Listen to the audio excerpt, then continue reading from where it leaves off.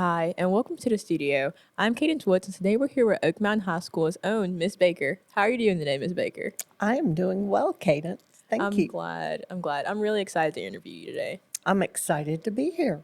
So let's get right into it.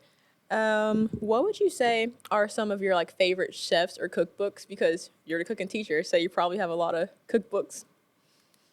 I think my all time favorite would be Alton Brown. I think he's funny. I think he's extremely smart. And I appreciate the way he adds the science and the background to the recipes. So he tells you why you use this ingredient and why it needs to be done this way and what makes it successful. Yeah, so not only the recipe, but the background. Correct. So it explains a lot of the questions for people who are like, well, why do I have to do it like that? Exactly right. So if you cut it this way, it cooks more thoroughly than if you cut it a different way.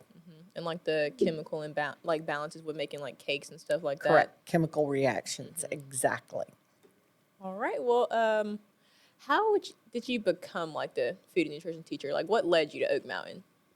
What led me to Oak Mountain was that I was ready to go back into the classroom. I had taken 13 years off to be a stay at home mom. And I wanted to come back to the classroom, and I will never forget the day Mrs. Doyle, who was the principal, called me and said, "We'd love to have you come for an interview." And it was the middle of the school year. It wasn't like in the summertime before school starts. So I started like mid-January in 2012, I believe it was. And so, yeah, I've been here ever since. The rest is history. Yes. So, tell me a little bit about yourself, your backstory, family and stuff. Would you say that your childhood and stuff is what led you to having a passion for cooking? Yes and no. I grew up on a farm, and my grandparents were of the generation where my grandfather had a job. However, they had a huge garden. And they also had chickens, and they had pigs, and they had cows. And so my grandmother, I just learned how to cook from basically watching her and being in her house, in her kitchen. My mom, not so much. We had canned mac and cheese. I'd never had real mac and cheese until I was an adult. But anyway, my mother's sister was also a really passionate cook. And so, watching my grandmother, watching my Aunt Alice, I developed the love for creating things in the kitchen. And I love doing it for people, if that makes sense. Yeah, so I get that. So, what exactly made you realize that you wanted to become a teacher? Because you realize that you like making it for people, but there must be a thought process to becoming a teacher. It's really kind of silly. I was in college, and I had no clue what I wanted to do. My first love was music, and the practice rooms were not my cup of tea. I did not like sitting in a closet with a piano trying to practice. And so I remember this like it was yesterday. I was sitting on the floor in the den with my mother. It was a Saturday night, and we were watching Love Boat. The Love Boat, right? Yeah. And back then, you had college catalogs that were an actual book. You had to send in for them. And I had asked for a catalog from the University of Montevallo. I was going to UAB at the time. And I said, I am just going to start on page one and go page by page and see what they have and see what looks good. And when I got to the section home economics, which is what family and consumer science was originally called, I was reading the course descriptions, and it was like, ooh, I like that. Ooh, that sounds fun. Ooh, I could do that. And then I started looking at their majors and I was like, dietetics? No. Fashion merchandising? No. Ooh, secondary teacher. I love school. I love kids. I love all the content area, so why not? So there you It go. was kind of like a perfect fit. It just kind of happened. Just fell into my lap literally while I was sitting on the floor in the den with the catalog. And I went, that's what I want to do. Well, if you hadn't have became a teacher, what would you have become? Like, what career path would you have chosen instead? Probably something in the medical field. I've always, this is going to sound strange, but been comfortable in medical settings. My mom was a nurse, and hospitals don't bother me. You know, doctors' offices don't bother me. And in fact, I was a candy striper with my cute little red and white striped pinafore at then it was Bessemer Caraway Hospital, and I went every Sunday and delivered flowers and took mail to patients and refilled their water bottles, and I enjoyed that. Yeah, that sounds fun. That's a side to you that nobody really knows. Yeah. Yeah.